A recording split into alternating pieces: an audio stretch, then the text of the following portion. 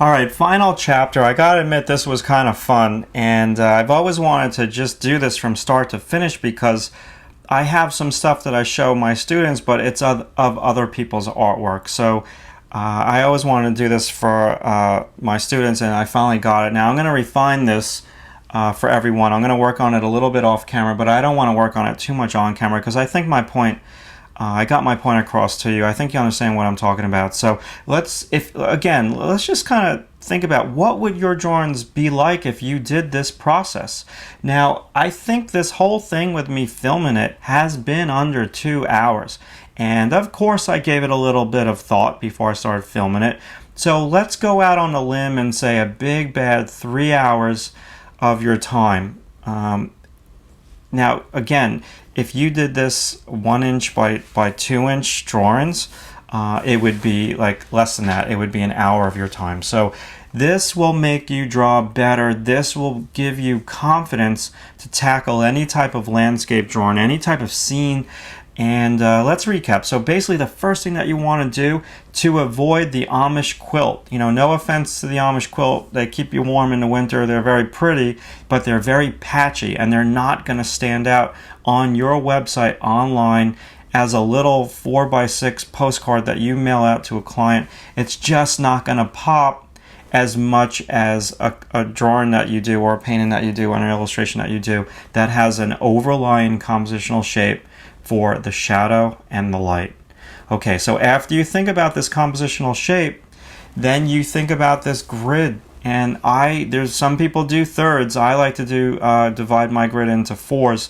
And so basically you cut it in half horizontally, and your most important items in your composition should touch these 4 inner squares or rectangles, however you're working. And if you're going to be balanced, they should be on the inside. If they're going to be unbalanced, cropping off the image, then maybe do stuff on the outside. So let's say I wanted to crop our composition. Let me take these 2 little pieces of paper.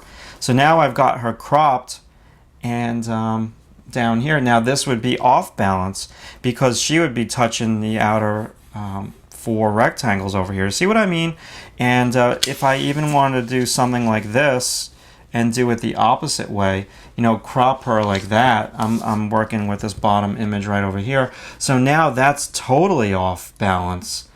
And yeah, so you would just do the grid for this as well. You can play with the paper as well. Now the thing, while I'm talking about this in this last chapter, be very, very, very careful where you crop the figure, because if I just dropped the paper, I want to use it. If I were to crop her at the knees, at the bottom of the dress, that's not pleasing to the eye. And, some people would do that on purpose. They would want a scene that's not pleasing to the eye. But just be very careful where you crop things. Don't crop at joints. Don't crop at the knee. Don't crop at the ankles. It almost looks like her feet were chopped off. Don't have her feet touching the bottom of the picture plane. Leave a little space over there. Again, these little tricks will either give you comfort, show the viewer comfort, or give the viewer discomfort. So I'm trying to make everything pleasing to the eye in this scene. So again, you would do the opposite. Let's say you're doing a scene where somebody is trapped in a small place, whatever your story is that you're illustrating, then you would kind of zoom in and crop in on everything. So first thought, compositional shape, use the grid to help place items, and also use the grid as an extra bonus of transferring from small to big. Okay,